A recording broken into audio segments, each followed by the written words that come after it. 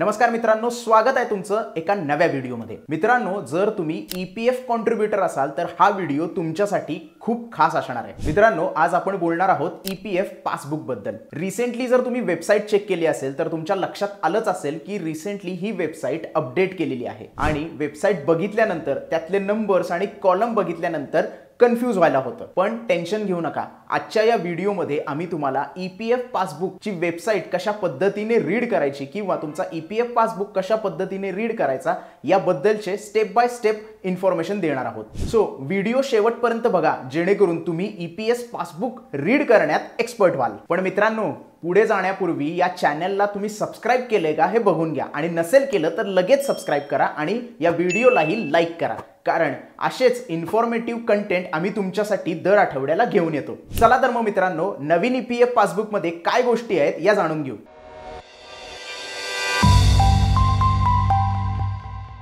मित्रांनो, आपण जाणून घेऊया की ईपीएफ पासबुक काय आहे। पण त्यापूर्वी जर तुम्ही नवीन एम्प्लॉई असाल तर ईपीएफ म्हणजे काय आणि त्याचा यूएएन नंबर तुम्हाला ऑनलाइन कसा रजिस्टर करता येईल याच्याबद्दलची एक क्विक इन्फॉर्मेशन देतो। सो बेसिकली ईपीएफ म्हणजे एम्प्लॉईज प्रॉव्हिडंट फंड, म्हणजे तुम्ही याला एक पिगी बँक सारखं पकडू शकता। तुम्ही जिथे नोकरी करता त्यानंतर तुमचा तिथे पगार येतो, पगारामधून जी अमाउंट थोडीशी कट होते तुमच्याद्वारे ती ईपीएफ मध्ये ट्रान्सफर केली जाते। आणि एवढंच नाही तर तुमचा जो एम्प्लॉयर आहे, म्हणजे तुम्ही जिथे काम करता, तुमची जी कंपनी आहे ती कंपनी पण समान हिस्सा तुमच्या ईपीएफ मध्ये ट्रान्सफर करते, तेही दर महिन्याला। हा पोर्शन तुमच्या बेसिक सॅलरीच्या आणि महागाई भत्त्याच्या 12% इतका असतो। तुमचा एम्प्लॉई जेवढं कॉन्ट्रीब्युशन करतो त्यातील 8.33% हे एम्प्लॉईच्या पेन्शन फंड मध्ये किंवा ईपीएफ मध्ये ट्रान्सफर केले जातात। आता इथे ही गोष्ट महत्त्वाची आहे किंवा लक्षात घेणं खूप जास्त महत्त्वाचं आहे। ईपीएस ही जी स्कीम आहे याच्यामध्ये 15,000 रुपये जर जाणार असतील तर त्यातला 8.33% म्हणजे 1250 रुपये एवढेच योगदान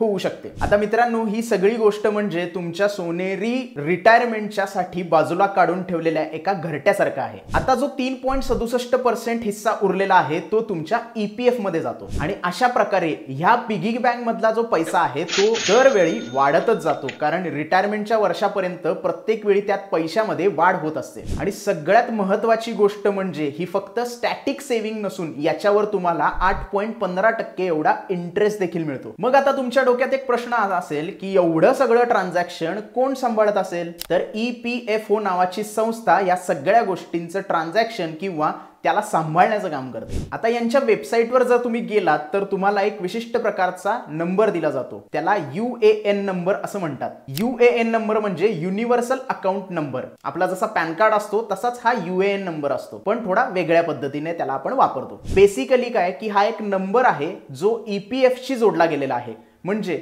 तुमच्या पूर्ण ईपीएफ मध्ये पैसे किती जमा झालेत त्याचं तुम्हाला ट्रान्झॅक्शन बघायचंय, कशा पद्धतीने त्याचा इंटरेस्ट मिळतोय हे जर तुम्हाला बघायचं असेल तर हा तुमचा युनिव्हर्सल आयडेंटिटी नंबर आहे। तुम्ही कितीही नोकऱ्या जरी बदलल्यात तरी हा नंबर सेम राहतोय आणि या नंबरच्या मदतीने तुम्ही पास्ट हिस्ट्री बघू शकता। या सगळ्या ट्रान्झॅक्शनवर ट्रॅक करण्यासाठी किंवा या ट्रान्झॅक्शन कशा पद्धतीने होत आहेत याच्यावर ट्रॅकिंग ठेवण्यासाठी तुम्हाला ईपीएफ पासबुक दिले जाते किंवा तुम्हाला ते ईपीएफ पासबुक बघावे लागते। तुमचं कॉन्ट्रीब्युशन किती आहे, तुम्ही कधी कधी कॉन्ट्रीब्युशन दिलेला आहे, तुमचं व्याज किती मिळालेलं आहे हे ईपीएफ पासबुक मध्ये तुम्हाला कळते। आणि हे ईपीएफ पासबुक ऍक्सेस करण्यासाठी तुम्हाला यूएएन नंबरची आवश्यकता असते। आता आपण यूएएन नंबर किंवा ईपीएफ पासबुक काय आहे ह्या सगळ्या गोष्टींवर नजर टाकली। आता बघूया हा यूएएन नंबर तुम्ही ऍक्टिव्हेट कसा करायचा। ओटीपी तुमच्या आधार नंबर आणि मोबाईल नंबरच्या हिशोबावर येणार आहे, त्यामुळे ते तुमच्या जवळ असलेच पाहिजे। सगळ्यात पहिली स्टेप म्हणजे तुम्ही यूएएन ई सेवा मेंबर पेजवर जायचं आहे, त्यांच्या वेबसाईटवर जायचं आहे आणि ऍक्टिव्हेट यूएएन हे शोधायचं आहे। हे तुम्हाला इम्पॉर्टंट लिंकच्या अंडर सापडून जाईल। दुसरी स्टेप म्हणजे मेंबर आयडी वर तुम्हाला क्लिक करायचं आहे आणि आधारचा ऑप्शन सिलेक्ट करून तुमचा आधार नंबर तिथे एंटर करायचा आहे। नंतरच्या स्टेपला तुम्हाला तुमचं नाव विचारलं जाईल, बर्थ डेट विचारली जाईल, कॉन्टॅक्ट नंबर विचारला जाईल, तो तुम्ही तिथे एंटर करायचा आहे। त्यानंतर जो कॅप्चा तुम्हाला दिलाय तो कॅप्चा एंटर करून ऑथरायझेशन पिन वर क्लिक करायचं आहे। चौथ्या स्क्रीनवर तुम्हाला सगळ्या डिटेल्स तुम्ही ज्या भरल्यात त्या बघायला मिळतील, एकदा त्या रीचेक करून घ्या।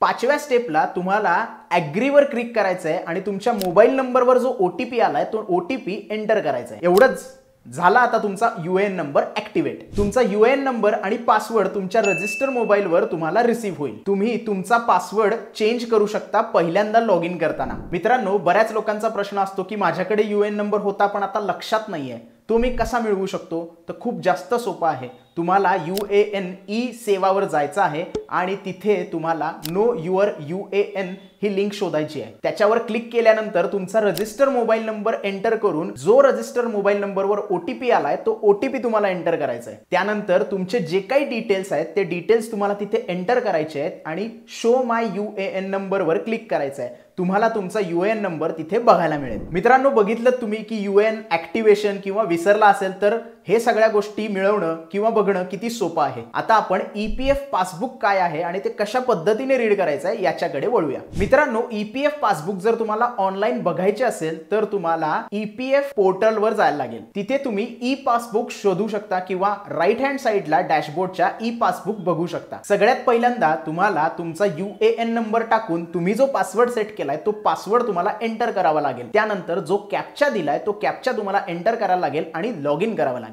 एकदा लॉग इन झालं की तुमचे PF डिटेल्स तुमच्या समोर दिसायला लागतील. मित्रांनो, इथे एक गोष्ट लक्षात घ्या, जर तुमचं मेंबरशिप सेटल केला असेल किंवा इनऑपरेट असेल तर ऑनलाईन पासबुक मध्ये ते दिसणार नाही. मित्रांनो, आता आपण मेन पार्टवर पोहोचलो आहे की तुमचा EPF पासबुक तुम्ही कशा पद्धतीने रीड करू शकता. आपण आता जो अपडेट झालेला EPF डॅशबोर्ड आहे तो एक्सप्लोर करणार आहोत. सगळ्यात पहिल्यांदा होम बटनवर सगळ्यात पहिल्यांदा तुम्हाला तुमच्या PF ची हिस्ट्री बघायला मिळते, तुमची समरी बघायला मिळते, PF ची काय आहे, तुमचं कॉन्ट्रीब्युशन किती आहे, कंपनीचं कॉन्ट्रीब्युशन किती आहे, या सगळ्याचे डिटेल तुम्हाला होम वर दिसायला लागतील. इथे तुम्हाला मेंबर वाईज बॅलन्स पण बघायला मिळतो. म्हणजे तुम्ही वेगवेगळ्या कंपनींसाठी जर काम केलं असेल तर प्रत्येक कंपनीनं किती PF भरलाय किंवा तुमचा टोटल बॅलन्स त्या कंपनीत PFचं कॉन्ट्रीब्युशन धरून किती आहे हेही तुम्हाला वेगवेगळ्या ID खाली बघायला मिळेल. आणि म्हणूनच प्रत्येक कंपनीसाठी वेगळा ID प्रोव्हाइड केलेला असतो. आता आपण वळूया प्रोफाईल सेक्शनवर. प्रोफाईलमध्ये तुमचा UAN नंबर तुम्हाला बघायला मिळतो. त्याचबरोबर तुमचे पर्सनल डिटेल जे आहेत म्हणजे तुमचं नाव, तुमची डेट ऑफ बर्थ, तुमचा पॅन कार्ड नंबर, आधार बरोबर KYC कंप्लीट झाली आहे का, KYCचं व्हेरिफिकेशन आणि इतर गोष्टी तुम्हाला प्रोफाईलमध्ये बघायला मिळतील. याशिवाय तुम्ही जर नॉमिनी ऍड केला असेल तर त्या नॉमिनीचे डिटेल्स ही तुम्हाला या प्रोफाईल पेजवर बघायला मिळतात. आता आपण बघूया पासबुक मध्ये काय आहे. बेसिकली तुम्ही आत्ताच्या कंपनीसाठी काम करत आहात जिथे तुमचा PF कट होतोय त्या कंपनीचे PF डिटेल्स तुम्हाला पासबुक मध्ये बघायला मिळतील. जर पूर्वीच्या कंपनीचे डिटेल्स जर तुम्हाला बघायचे असतील तर सिलेक्ट मेंबर ID उजव्या कोपऱ्यात जे दिसत आहे त्याच्यावर तुम्हाला क्लिक करायचं आहे. त्यामध्ये तुम्ही ज्या कंपनीचे डिटेल्स तुम्हाला बघायचे आहेत त्या ID वर क्लिक करू शकता आणि सगळे डिटेल्स बघू शकता. पासबुकचा जो पहिला कॉलम आहे त्यामध्ये आपल्याला ह्या गोष्टी बघायला मिळतात. सगळ्यात पहिल्यांदा टोटल बॅलन्स, त्यानंतर तुम्ही भरलेला पैसा आणि तुमच्या कंपनीने भरलेला पैसा किती आहे याचं ब्रेकडाऊन बघायला मिळतं. त्याच्यानंतर तुम्ही किती व्याज कमवलंय ते बघायला मिळतं. याशिवाय जर ओल्ड EPF अकाउंट मधून काही पैसे ट्रान्सफर केले असतील तर तेही तुम्हाला इथे बघायला मिळतील. आणि जर विड्रॉल अमाऊंट केली असेल, ऍप्लिकेबल असेल तरच तुम्ही कुठली अमाऊंट विड्रॉल केली असेल तर तीही तुम्हाला तिथे बघायला मिळते. नेक्स्ट पार्ट मध्ये गेल्या 12 वर्षाची कॉन्ट्रीब्युशन समरी ही तुम्हाला इथे बघायला मिळते. आता इथे तुम्हाला एक कलरफुल ग्राफ दिसत असेल. ग्रीन कलरचा ग्राफ आपल्याला तुमचं कॉन्ट्रीब्युशन किती आहे हे दर्शवतो आणि ऑरेंज कलरचं जे आपल्याला ग्राफ दिसत आहे तो तुमची कंपनी किती कॉन्ट्रीब्यूट करते याच्याबद्दल आपल्याला दिसतोय. रेड कलर आपल्याला इंटरेस्ट सांगतोय की किती इंटरेस्ट तुम्ही अर्न केलेला आहे. आता तुम्ही करंट मेंबर ID मधलं पूर्ण डिटेल पासबुक बघू शकता. हे तुमच्या सेव्हिंगच्या टाइमलाईन सारखं आहे. इथे तुम्हाला इयर वाईज डेटा बघायला मिळतो. म्हणजे तुम्ही कंपनी जेव्हापासून स्टार्ट केली आहे तेव्हापासून PF कट करायला जसं सुरुवात झाली त्याप्रमाणची टाइमलाईन तुम्हाला बघायला मिळते. तुम्ही इयर वाईज या सगळ्या गोष्टी बघू शकता. त्याचशिवाय जे वर्ष तुम्ही निवडताय त्या वर्षी प्रत्येक महिन्याला किती पैसे कट झालेत किंवा कॉन्ट्रीब्युशन झालेलं आहे हेही तुम्हाला डिटेलमध्ये बघायला मिळतं. या सगळ्या पार्टमध्ये सगळ्यात पहिल्यांदा आपल्याला दिसतं तो म्हणजे कॉन्ट्रीब्युशनचा महिना आणि कॉन्ट्रीब्युशनची तारीख. दुसरं म्हणजे ट्रान्झॅक्शन टाईप, क्रेडिट आणि डेबिट या सगळ्या गोष्टी डिटेलमध्ये बघायला मिळतात. त्यानंतर EPF वेजेस मध्ये तुमचा टोटल पगार किती आहे आणि त्यावर तुमचं ऑर्गनायझेशन किती पैसे कॉन्ट्रीब्यूट करते याचे डिटेल आपल्याला दिसतात. त्यानंतर EPS वेजेस तुम्हाला बघायला मिळतो, म्हणजे तुमच्या एम्प्लॉयर्स पेन्शन स्कीम मध्ये किती पैसे कॉन्ट्रीब्यूट होत आहेत याचे डिटेल्स तुम्हाला बघायला मिळतात. याची मर्यादा 15,000 रुपये पर महिना आहे. त्यानंतर नेक्स्ट तुम्हाला तुमचा कॉन्ट्रीब्युशनचा वाटा किती आहे आणि तुमच्या ऑर्गनायझेशन किती कॉन्ट्रीब्यूट करते याचे सगळे डिटेल्स बघायला मिळतात. त्यानंतर पेन्शन शेअर्स मध्ये तुमचा एम्प्लॉयर तुमच्या अकाउंट मध्ये किती पैसे ट्रान्सफर करतोय किंवा कॉन्ट्रीब्यूट करतोय याचे डिटेल आपल्याला बघायला मिळतात. या सगळ्या गोष्टी ओपनिंग बॅलन्स आणि क्लोजिंग बॅलन्स वर संपून जातात. तुम्हाला जर हा सगळा टॅक्सेबल डेटा कॉपी करायचा असेल किंवा डाउनलोड करायचा असेल तर उजव्या कोपऱ्यात तुम्ही तो डाउनलोड बटन वर क्लिक करून डाउनलोड करू शकता. हा जो टॅक्सेबल आणि नॉन टॅक्सेबल डेटा आहे हा तुम्हाला मंथली वाईज ब्रेकडाऊन करण्यास मदत करतो आणि तुम्हाला त्या सगळ्या डिटेल्स त्यामध्ये बघायला मिळतात. नेक्स्ट पेज आहे क्लेमचं. तुम्ही जर काही क्लेम केला असेल किंवा विड्रॉल करायसाठी क्लेम केला असेल, PF बद्दल क्लेम केला असेल तर या सगळ्या डिटेल तुम्हाला इथे बघायला मिळतात. तुमचे किती क्लेम अप्रूव्ह झालेत, किती रिजेक्ट झाले, टोटल काय आहे सगळ्या गोष्टीचं स्टेटस हे तुम्हाला क्लेम या सेक्शन मध्ये बघायला मिळतं. याच्यामध्ये तुम्हाला क्लेमचे पूर्ण डिटेल्स बघायला मिळतात, म्हणजे कुठल्या डेटला तुम्ही क्लेम केला आहे, टोटल अमाऊंट काय आहे, डेट काय होती क्लेमची, त्याचा स्टेटस काय आहे, या सगळ्या गोष्टी तुम्हाला 3 टॅब मध्ये वेगवेगळ्या बघायला मिळतील. एक आहे रिजेक्टचा टॅब, दुसरा आहे पेंडिंगचा टॅब आणि तिसरा आहे सेटल्डचा टॅब. तर वेगवेगळ्या टॅब मध्ये या सगळ्या गोष्टी तुम्हाला बघायला मिळतात. नेक्स्ट आपण जाऊया सर्व्हिस हिस्ट्री मध्ये. बेसिकली तुमची सर्व्हिसची टाइमलाईन जी आहे ती यामध्ये तुम्हाला बघायला मिळते. तुम्ही कुठल्या कंपनीसाठी काम केलं होतं, त्याचं कॉन्ट्रीब्युशन काय होतं, PFचं जॉईनिंग डेट काय होती, त्यानंतर एक्झिट डेट काय होती, जेव्हा तुम्ही जॉब सोडला ती डेट काय होती, प्रत्येक कंपनीचा डेटा हा तुम्हाला सर्व्हिस हिस्ट्रीमध्ये बघायला मिळतो. सगळ्यात शेवट म्हणजे आपण येतो ते कॅल्क्युलेशनच्या पेजवर. इथे तुम्हाला 3 ऑप्शन बघायला मिळतात. सगळ्यात पहिल्यांदा आपल्याला ऑप्शन बघायला मिळतो तो म्हणजे EPF कॅल्क्युलेटर. हे तुमच्या रिटायरमेंट बद्दलच्या पूर्ण सेव्हिंगचं कॅल्क्युलेटर आहे. दुसरं कॅल्क्युलेटर आपल्याला बघायला मिळतं ते म्हणजे EDLI calculator. Insurance cover amount किती आहे इस्टिमेटेड EDLI स्कीमच्या अंडर, ह्या सगळ्या गोष्टी तुम्हाला इथे बघायला मिळतील. आणि तिसरं आहे पेन्शन कॅल्क्युलेटर. तुमची मंथली पेन्शनचं काय अमाऊंट आहे, कशा पद्धतीने इस्टिमेट अमाऊंट जाणार आहे ती या अंडर तुम्हाला बघायला मिळते. आता आपण EPF कॅल्क्युलेटर कशा पद्धतीने यूज करायचा त्याच्यावर थोडीशी नजर टाकूया. त्याच्यासाठी काही डिटेल्स तुम्हाला प्रोव्हाइड करायला लागतील. सगळ्यात पहिल्यांदा तुमचा करंट EPF बॅलन्स, त्याच्यानंतर तुमची सॅलरी,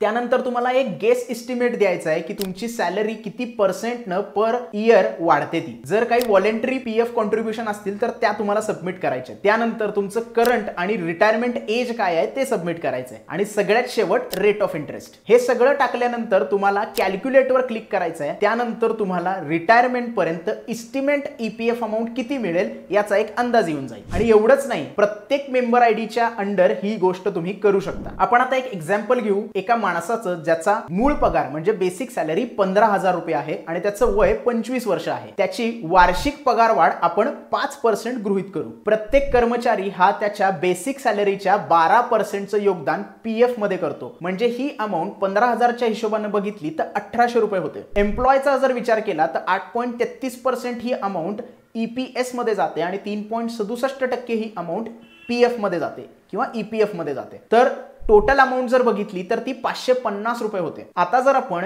एम्प्लॉईचं आणि एम्प्लॉयरचं टोटल EPF कॉन्ट्रीब्युशन जर बघितलं तर ते साधारण 2350 रुपयेपर्यंत जातं पहिल्या महिन्याचं. आता या गोष्टींवर किंवा या पैशावर तुम्हाला व्याजही मिळते आणि आत्ताचा जर व्याज दर बघितला तर 8.15% एवढं व्याज तुम्हाला याच्यावर मिळतं. आणि हे चक्रवाढ व्याज असतं बरं का, म्हणजे कंपाऊंडेड इंटरेस्ट जो दरवर्षी वाढतच जातो. जर एखादा व्यक्ती रिटायरमेंट होण्यापर्यंत त्याच्या EPF मध्ये किती पैसे असतील याचं जर एस्टिमेट काढायचं असेल तर तुम्ही वेगवेगळे EPS चे कॅल्क्युलेशन्स वापरू शकता किंवा कॅल्क्युलेटर वापरू शकता, जिथे तुम्हाला त्या व्यक्तीचं सुरुवातीचं वय, रिटायरमेंटचं वय आणि इतर गोष्टी जसं की EPF कॉन्ट्रीब्युशन किती आहे, बेसिक सॅलरी किती आहे, या सगळ्या गोष्टी प्रोव्हाइड करायच्या असतात. त्यानंतर त्याचा पगारवाढ किती होणार आहे आणि EPS वर व्याज किती जमा होणार आहे या गोष्टी जर तुम्ही तिथे सबमिट केल्यात तर तुम्हाला ते कॅल्क्युलेशन्स बघायला मिळतील. म्हणूनच आता आपण वरती जे उदाहरण बघितलं, तो व्यक्ती जर 58व्या वर्षी रिटायर झाला तर त्याच्या EPF अकाउंट मध्ये 94,18,432 रुपये असतील. अजून जर एक्झाम्पल आपल्याला बघायचं झालं, आता जर 10% वार्षिक पगारवाढ होणार असेल तर EPF मध्ये पण जे योगदान आहे ते पण वाढणार आहे. जर हे कॅल्क्युलेशन केलं तर ती अमाऊंट आपल्या समोर येते, ती म्हणजे 2,17,72,086 इतके रुपये. बेसिकली हे कॅल्क्युलेटर सर्व पॅरामीटर विचारात घेऊन तुम्ही रिटायरमेंटच्या वेळी तुमच्याकडे किती कॉर्पस असेल याचा अंदाज काढला जातो, तेही कंपाऊंडेड इंटरेस्टच्या तत्वानुसार. खरं तर हे अजूनही थोडं जास्त असू शकतं जर तुमचं ऑर्गनायझेशन जे आहे ते 3.67 पेक्षा जास्त कॉन्ट्रीब्युशन करत असेल तर. जर तुमचा पगार 15,000 पेक्षा जास्त असेल तर तुमचं ते कॉन्ट्रीब्युशन 1250 इतकं राहील, जोपर्यंत तुम्ही त्याच्यामध्ये काही वाढ मागत नाही. आणि त्याच्यासाठी तुम्हाला व्हॉलंटरी ऑप्ट आउट करायला लागतं हायर कॉन्ट्रीब्युशनसाठी. आता जे आपण उदाहरण बघितलं ते आपल्याला पीएफ कॉन्ट्रीब्युशनचं महत्त्व सांगतं. एवढंच नाही तर फक्त हा फोर्स सेव्हिंग मेकॅनिझम नसून तर तुम्हाला टॅक्स बेनिफिट देण्यातही मदत करतो. ईपीएफ गुंतवणूक ही ईईई या अंडर येते. म्हणजे याच्यामध्ये जी गुंतवणूक आपण करतो ती आणि ज्यावर मिळणार आपल्याला व्याज आहे हे सगळं करमुक्त असतं, म्हणजे इंटरेस्ट फ्री इन्कम आहे. त्यामुळे ही जी इन्व्हेस्टमेंट आहे ती लॉंग टर्म फायनान्शियल प्लॅनिंगच्या अंडर येते. पण एक गोष्ट लक्षात ठेवा, या सगळ्या प्रोसेसला 5 वर्ष पूर्ण व्हावी लागतात. जर त्याच्या अगोदर तुम्ही पैसे काढून घेतले तर तुम्हाला टॅक्स बेनिफिट मिळणार नाही. तर मित्रांनो, दॅट्स अ रॅपअप. जर तुम्हाला हा व्हिडिओ महत्त्वपूर्ण वाटला असेल आणि तुम्हाला असं वाटत असेल की आम्ही तुमच्यासाठी काही महत्त्वाच्या गोष्टी इथे घेऊन येतोय तर चॅनलला जरूर सबस्क्राईब करा आणि या व्हिडिओला लाईक करून जास्तीत जास्त लोकांपर्यंत शेअर करा. मित्रांनो, जर तुमच्यापैकी कुणी स्वैच्छिक पीएफ साठी कॉन्ट्रीब्युशन करत असेल तर कमेंटमध्ये आम्हाला सांगा. अशाच व्हॅल्युएबल एज्युकेशनसाठी आणि मार्केटच्या अपडेटसाठी ग्रो मराठी चॅनलला सबस्क्राईब करा. भेटूया पुढच्या व्हिडिओमध्ये.